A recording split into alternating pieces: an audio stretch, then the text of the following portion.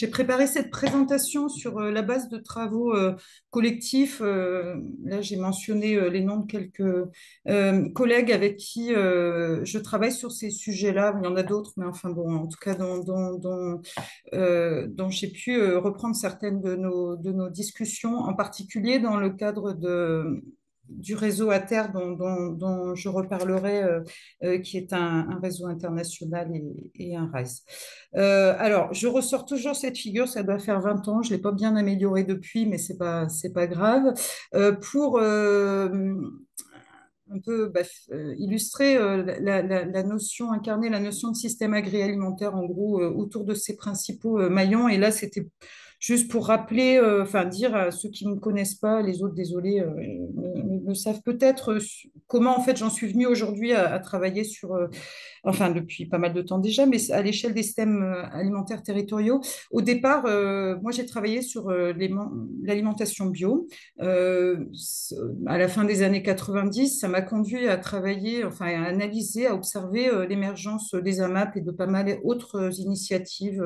ou renouvellement d'initiatives autour des liens directs entre producteurs et consommateurs, et à travailler du coup aussi sur les dynamiques collectives qui vont plus engager des agriculteurs entre eux et les trajectoires d'agriculteurs en particulier vers la bio. J'ai été recrutée à l'INRA ensuite et là on m'a demandé de travailler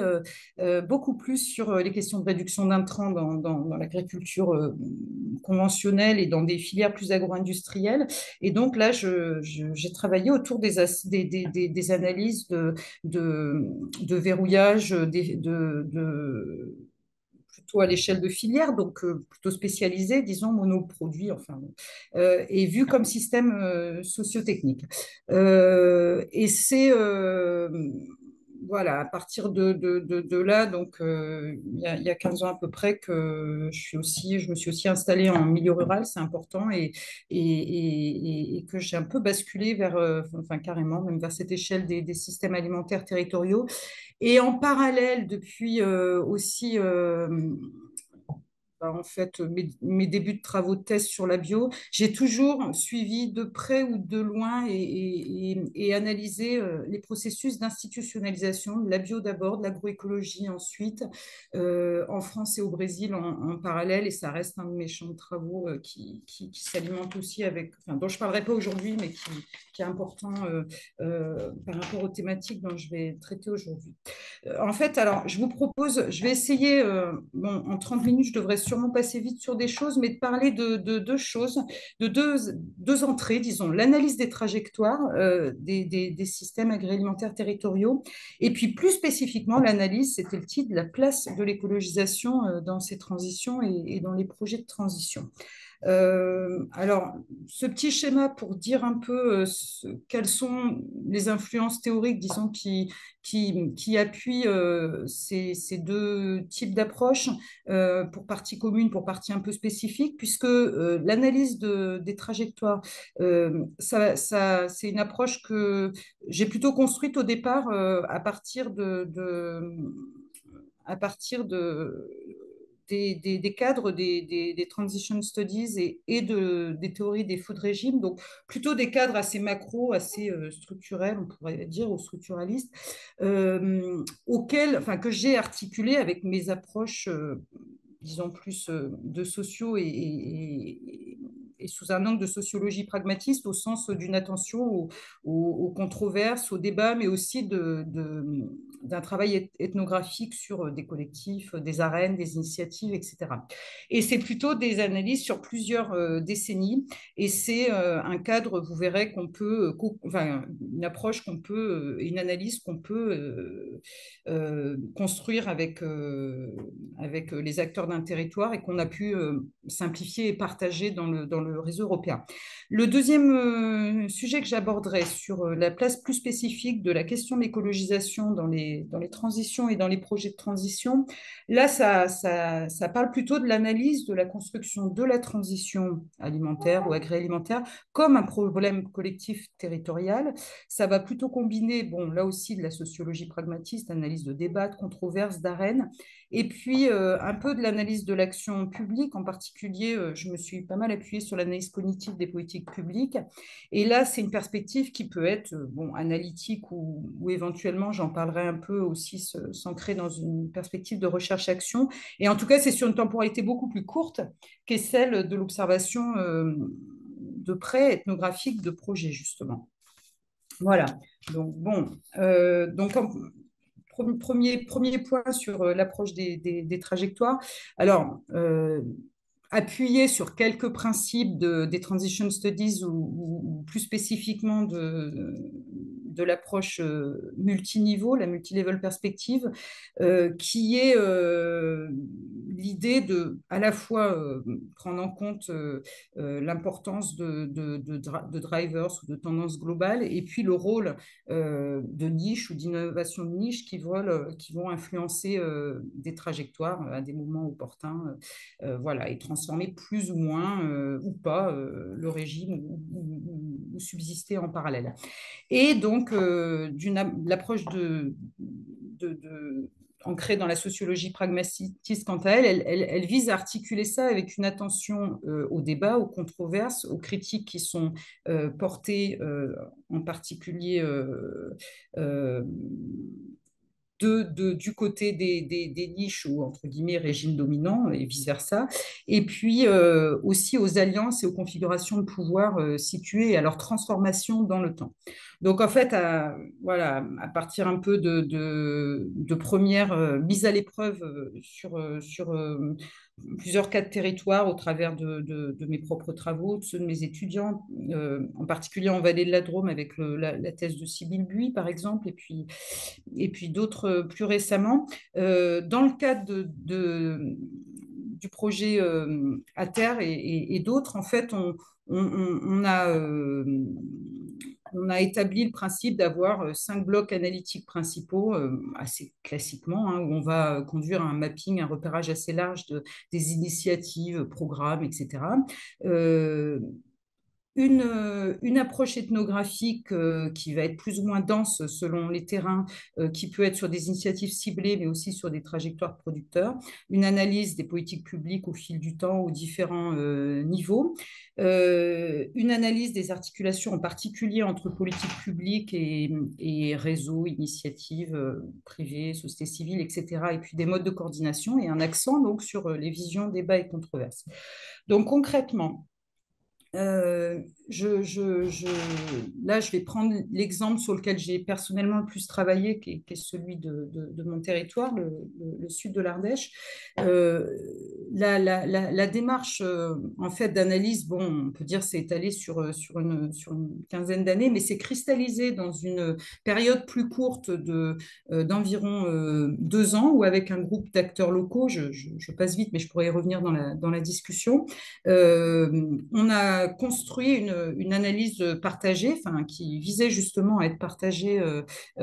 entre chercheurs et acteurs et plus largement de la trajectoire, alors essentiellement sur les 4 dernières décennies du système alimentaire territorial, en s'appuyant bien sûr sur les travaux antérieurs, sur de l'analyse documentaire en plus de nos propres travaux ou ceux de proches, et puis sur aussi un travail participatif dans un groupe plus large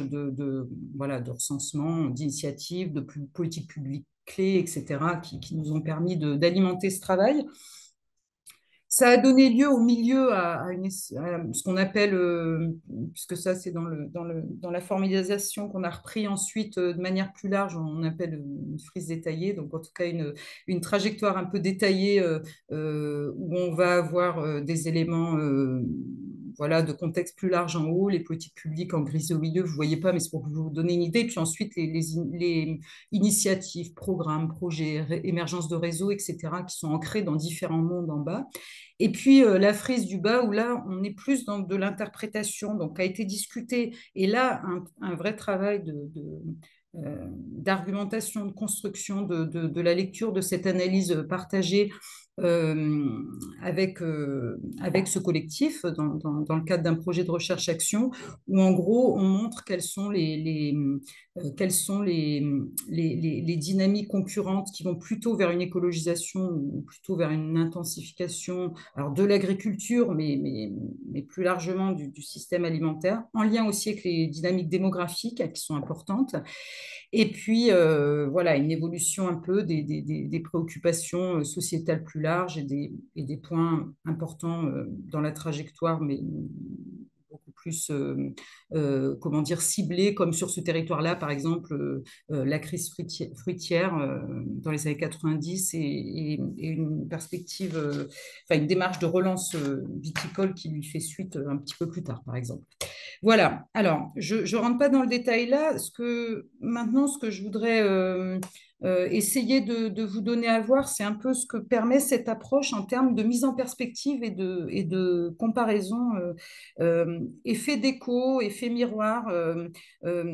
effet de réflexivité quand on est dans une démarche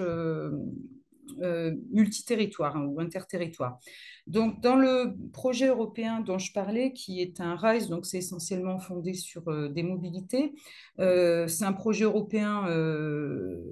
en termes de financement et on a effectivement 3 pays européens, France, Italie, Royaume-Uni, mais on a aussi au même niveau d'engagement le Brésil et les États-Unis, donc des pays assez contrastés dans lesquels on a le projet s'est construit comme ça autour d'un portfolio qui est aussi un réseau de 16 territoires, parce qu'on a pas mal d'activités qui mettent en lien direct les territoires. Voilà, qu'on a choisi un peu diversifié dans chaque pays en essayant d'avoir une région rurale plutôt diversifiée en termes d'agriculture, une plutôt spécialisée, une région urbaine. Et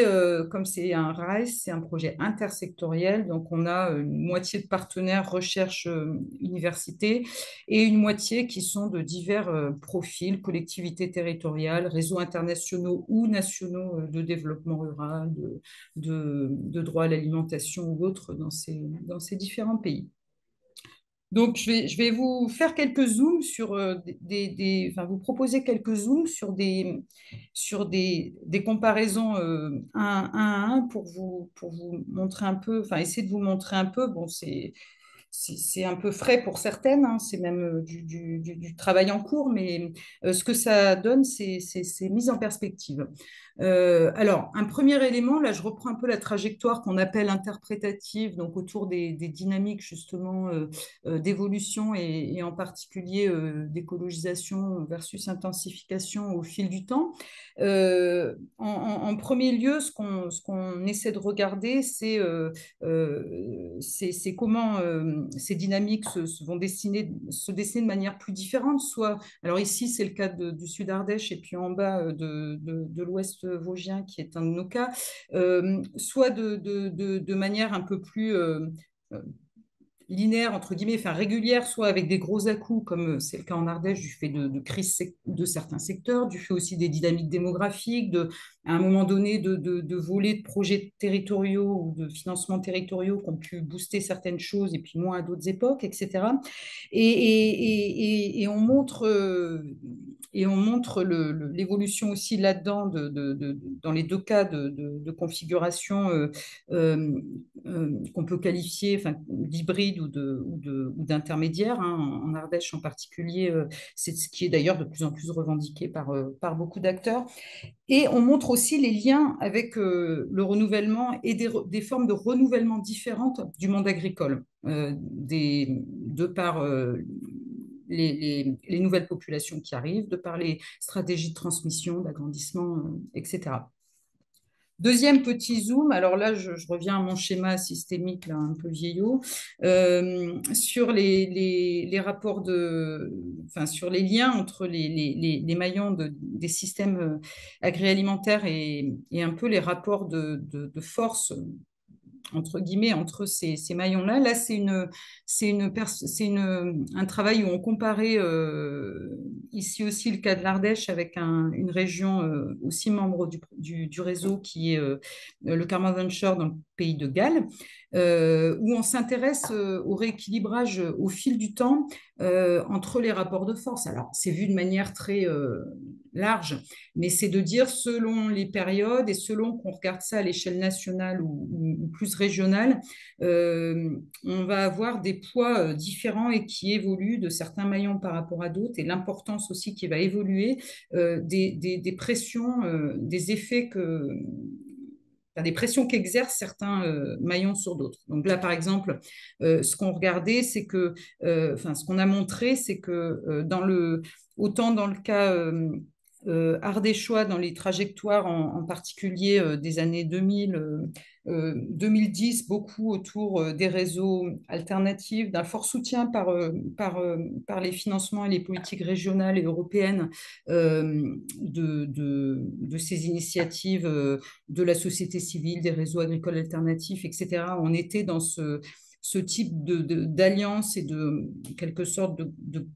gain de pouvoir de ces maillons-là, alors que au Pays de Galles, les transformations dans le système agroalimentaire, les initiatives, les changements de pratiques à différents niveaux avaient plutôt été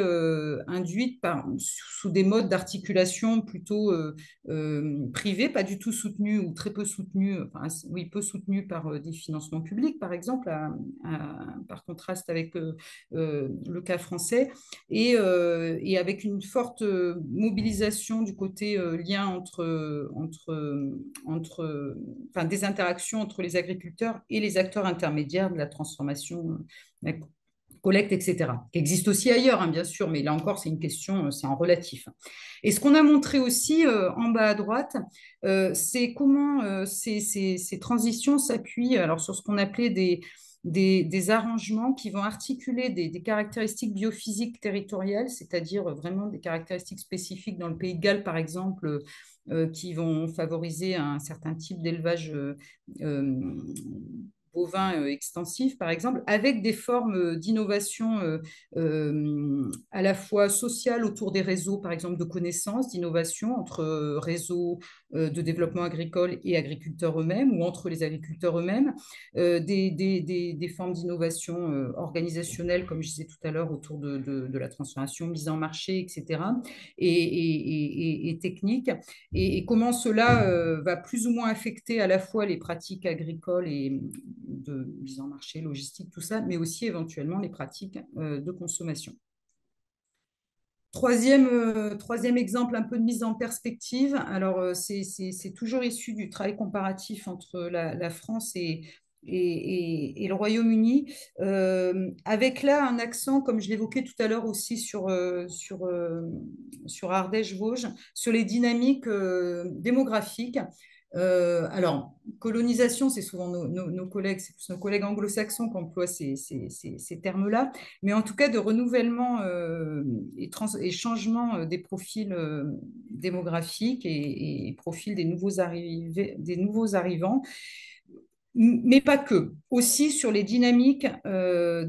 comment dire, d'imposition de certaines formes de prescription ou d'orientation des pratiques qui viennent plutôt de l'extérieur ou qui sont plutôt endogènes. Donc le petit schéma que vous voyez en bas à droite, en fait, en gros, montre comment on a des formes d'évolution. Alors là, c'est plutôt à l'échelle agricole, mais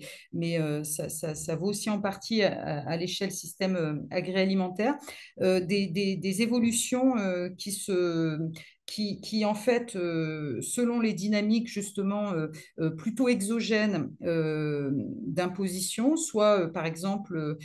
par de l'investissement d'acteurs financiers externes, soit par du cadrage par des types de dispositifs agri-environnementaux ou des profils de nouveaux entrants vont aller plus vers l'intensification de l'écologisation en haut, et puis de la même manière des dynamiques plutôt endogènes, liées aux populations aussi agricoles en place, voilà, dessiner en fait des orientations maintenant plus une agriculture un système assez conventionnel ou un renouvellement vers de la relocalisation, plus de circularité. Au Royaume-Uni, beaucoup de débats autour de l'agriculture régénérative, par exemple. Voilà, et tout ça dans des contextes nationaux évidemment différents, et j'y reviendrai, où on a des paradigmes et des débats assez différents qui s'incarnent. Je fais attention à l'heure. Alors, très concrètement, ces interprétations dont je vous parlais là, dans le projet, on essaie de les mettre en discussion dans ce qu'on appelle des cross-fertilization workshops, donc des ateliers qui vont associer des chercheurs et des acteurs et deux territoires. Là, c'est l'exemple d'un qu'on avait organisé dans un des cas italiens, dans les Pouilles, l'Alto Salento, où alors il y avait surtout évidemment des acteurs et des chercheurs locaux, et on a présenté, on a mis en discussion les deux territoires, les deux trajectoires, des séries d'initiatives, etc., voilà, en ayant une petite démarche d'animation pour justement développer les perspectives réflexives autour de ça, d'inspiration croisée, etc. Et ce que ça nous a permis, on a aussi organisé un deuxième atelier qui était plus ciblé sur les effets des programmes leaders, puisqu'on est dans deux leaders, donc là pour le coup entre les deux groupes d'action locaux, des leaders. Et ce que ça nous a montré là en bas, c'est la lecture, c'est un peu l'équivalent de la frise que je vous montrais avant sur écologisation, intensification, mais l'interprétation que font nos collègues italiens est beaucoup plus une lecture par les reconfigurations, en gros, des priorités ou des orientations du développement territorial dans un équilibre qu'ils doivent travailler, maintenir un équilibre réciproque entre ce qui est littoral et ce qui est rural arrière-pays, en gros. Et voilà, donc c'est aussi pour dire on a volontairement dans notre projet comment dire, cadrer ce qui était lecture de la trajectoire du système agroalimentaire au travers de ces frises plus détaillées. Et par contre, on croise des perspectives assez différentes d'interprétation, voilà, ce qui est aussi un des objectifs. Alors là, c'est le dernier exemple. C'est entre l'Ardèche, encore une fois, et cette fois une région de montagne dans l'État de Rio, au Brésil, sur les dynamiques de transition en concurrence. Et en fait, bon, il y a eu en plus une thèse que j'ai co-encadrée là-bas, donc il y a eu des rapprochements assez forts. Mais en fait, on retrouve, même si ça s'exprime très différemment, l'idée de dynamique en tension, donc des dynamiques qui représentent à la fois des transformations possibles, parallèles, articulées du système agroalimentaire, de ces réseaux, etc., puis qui sont justement incarnés par des réseaux, même si tout le monde se revendique porteur de tout et hybride, entre une dynamique plus tournée vers la qualité des produits, le côté relocalisation, puis une plus tournée vers des questions d'inclusion, tant de nouveaux agriculteurs que sous l'angle consommateur, accessibilité, etc. Côté ardéchois et côté brésilien, enfin de la Serra de Fluminense, une concurrence assez marquée entre une agriculture conventionnelle qui va en gros imposer des formes de barrières de contention à la fois institutionnelles, politiques, territoriales, enfin spatiales, à des formes plus écologisées qui d'ailleurs sont différentes, puisqu'on a aussi, vu la proximité à la métropole de l'agriculture bio plutôt conventionnalisée, enfin en tout cas à grande échelle et assez spécialisée, et puis des formes d'agroécologie plus diversifiées de petite taille. Et pareil sur les types de réseaux, hein, je ne rentrerai pas dans les détails de mise en marché et réseaux porteurs. Donc, sur le deuxième point où je vais devoir aller plus vite pour ceux qui nous quittent à 13h30, en tout cas, sur la place de l'écologisation dans les projets de transition. Alors, vous allez voir que je l'aborde pas mal par les questions de gouvernance que certains d'entre vous travaillent aussi, mais en essayant de ne pas être dans une perspective principalement formaliste sur la gouvernance où on s'intéresse à la composition, mais plus procédurale, enfin sur comment on s'y prend pour mobiliser les acteurs, et puis surtout plus substantiel ou substantif, je ne sais jamais comment on dit, c'est-à-dire de quoi on parle. Qu'est-ce qu'on met en débat et qui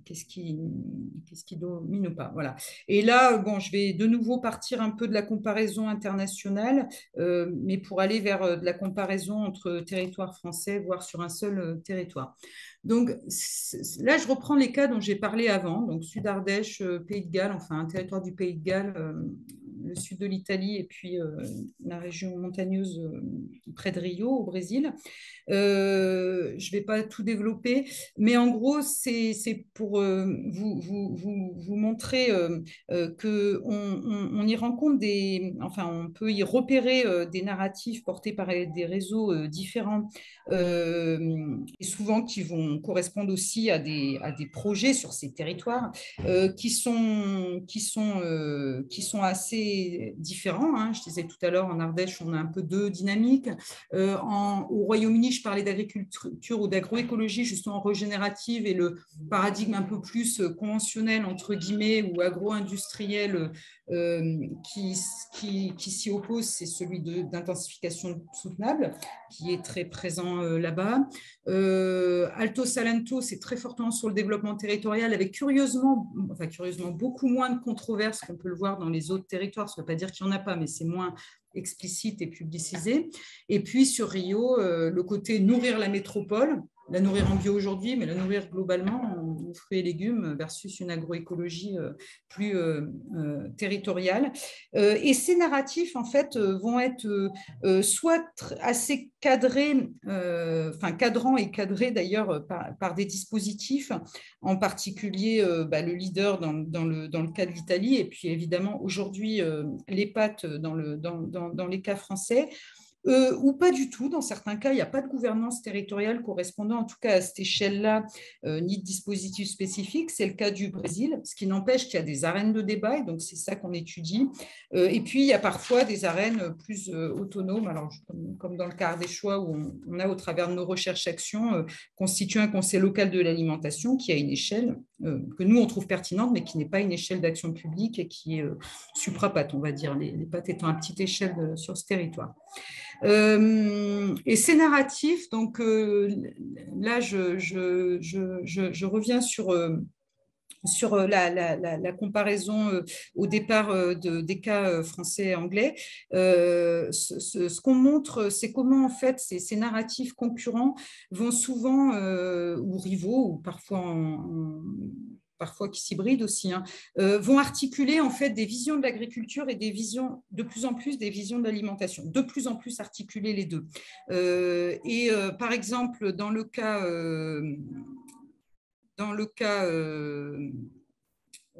anglais dont on parlait, et puis plus largement, on retrouve ça assez, enfin schématiquement peut-être, mais dans le policy dialogue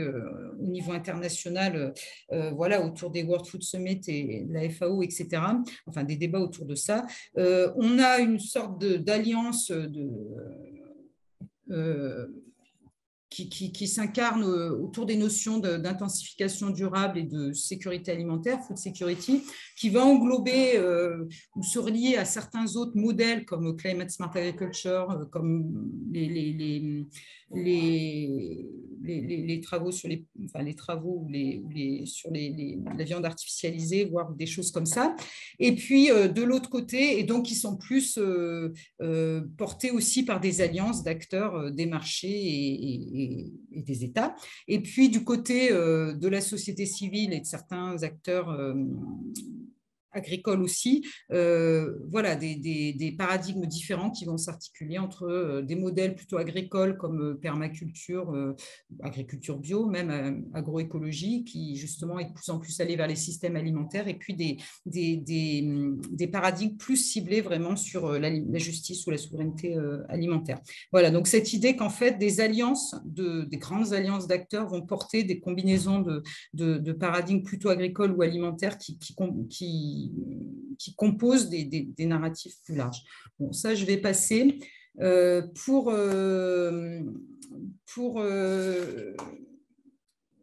continuer et finir sur la question des effets de portage.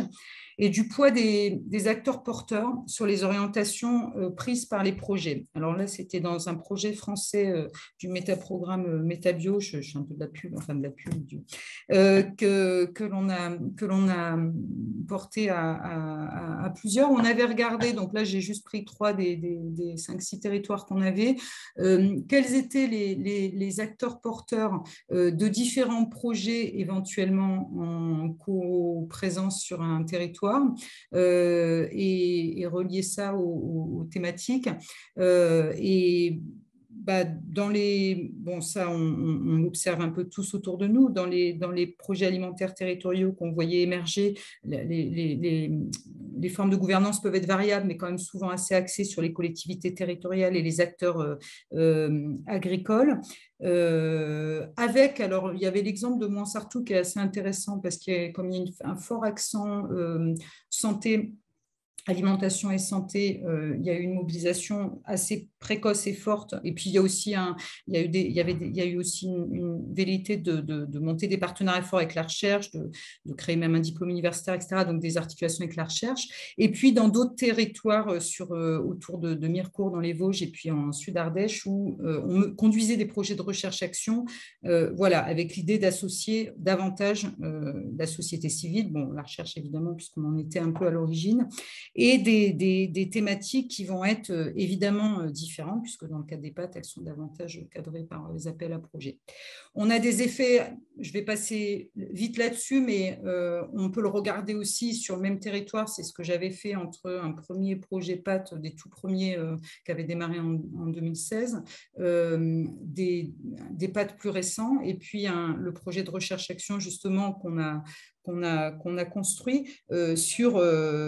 ces effets de portage, sur quels sont les maillons qui vont être mobilisés ou pas du système alimentaire. Par exemple, dans le projet de gauche, il y avait une démarche assez concrète autour du dispositif Ici c'est local sur les marchés qui a permis de mobiliser certains acteurs autour de ça, donc agriculteurs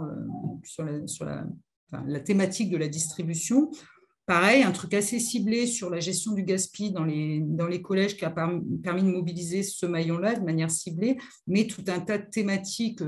jugées majeures qui n'étaient pas incluses, comme l'installation et la transition écologique, alors qu'elles valaient plus dans les PAT récents, de par à la fois leur cadrage et de par aussi justement les acteurs qui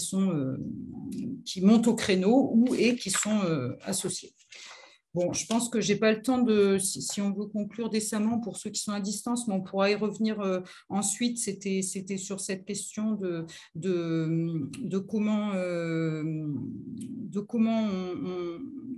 comment des formes d'articulation entre les instances de gouvernance ou les arènes de débat qui se créent autour de projets de transition agroalimentaire. Donc, articulation entre ces instances, ces arènes d'un autre côté, et de l'autre côté, l'espace réel de l'action collective sur le terrain, comment cette articulation va avoir des effets soit plutôt de canalisation, soit plutôt d'enrichissement des voies de transition. Donc, je passe vite, on pourra y revenir éventuellement. Et le dernier point sur lequel je voulais faire un petit zoom quand même, c'était sur aussi les pratiques de l'accompagnement, les postures et les pratiques de l'accompagnement de ces projets de transition. Donc, c'est aussi quelque chose qu'on regarde dans le projet européen. Alors, c'est aussi des travaux en cours, mais ce qu'on observe, c'est que les modes d'accompagnement, et avec les PAT, on a de plus en plus d'accompagnement à la fois interne avec des profils de porteurs de projets qui peuvent être différents, mais aussi externes avec des bureaux d'études, des associations, etc. Donc, les modes d'accompagnement sont assez différents et on les caractérisait selon ces deux axes où à gauche, on a des approches qui vont être plutôt objectivantes, visant à produire des diagnostics et à construire, à légitimer des programmes d'action assez ciblés. Et puis à droite, des approches qui sont plus rares d'ailleurs, qui vont être plus qualitatives et qui vont viser à être plus dans la structuration des liens entre acteurs, le côté empowerment, etc. Et des profils très différents qui vont être plus des profils relevant de l'expertise et de l'ingénierie, ou plus, alors parfois combinés bien sûr, hein, c'est schématique, mais ou relevant plus de l'éducation populaire. Et puis un autre point, ça c'est assez classique, mais un autre point qui nous semblait aussi important et différencier les territoires et les modes d'accompagnement, c'était ce qu'on fait appel à des structures extérieures au territoire, donc plutôt exogènes, ou est-ce que ces formes d'accompagnement en fait émanent d'un tissu local, éventuellement associatif ou autre, et va mobiliser des compétences locales, donc avec des formes de liens au territoire différentes. Voilà. Et pour conclure donc sur ce que j'ai pu présenter, même si je ne suis pas tout à fait allée au bout, sur quelques points un peu de méthodo et d'enseignement plus général du travail à la fois interterritoire, interinstitution, transdisciplinaire, etc., qui est notre quotidien dans ATER et de manière plus resserrée sur des approches, sur les approches que moi je défends d'une certaine voilà, sociologie de ces transitions. La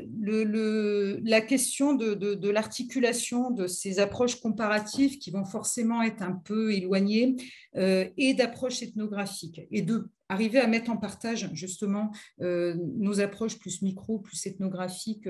et parfois plus engagées et souvent aussi plus engagées par cette comparaison. Et j'aime bien l'opposition que fait Stirling dans un de ses articles entre le eagle eye et le worm eye. Donc voilà, c'est pas forcément une opposition des deux, mais une articulation entre ce regard, le côté regard surplombant et le côté dans la mouise à regarder ce qui se passe autour. L'articulation aussi entre, enfin l'importance de ne pas être que dans la recherche-action transdisciplinaire, mais d'être enfin, sur certains volets, sur des approches analytiques plus distanciées et plus, entre guillemets, classiques. La complexité des comparaisons, c'est pas tout rose, c'est-à-dire c'est compliqué, ça demande une compréhension minimale des contextes nationaux et historiques, et en même temps c'est itératif aussi, c'est-à-dire que c'est en comprenant un peu mieux au fil du temps les contextes que ça nous pose des questions sur les comparaisons qu'on ne se posait pas forcément au début en comparant directement nos cas. La question, donc, j'ai pas eu le temps de développer entre canalisation et enrichissement des voies de transition et celles qu'on observe souvent, en tout cas, par exemple, dans le cas des PAT en France, d'une sorte d'invisibilisation de la question de l'écologisation, alors, moins de l'alimentation, mais de l'agriculture. Et puis, le rôle de l'action publique, alors qu'on évoque souvent par rapport au soutien à l'accompagnement de la transition agroécologique, des initiatives, etc. Mais au-delà, pour permettre aussi, et je trouve que c'est un des paris d'ailleurs de l'accompagnement des PAT ou du soutien aux PAT, pour permettre aussi l'existence d'arènes de débat où il peut y avoir des processus de mise en partage des visions. Bon, c'est le point sur lequel je n'ai pas pu développer, mais des processus de légitimation qui se jouent parce qu'on a fait ce travail de mise en partage, quoi. Et voilà, le dernier point qui était un peu sur les PAT, en tout cas en France, bon, c'est un peu provoque, mais devenant aussi un marché pour pas mal d'opérateurs, ce rôle important des formes d'accompagnement.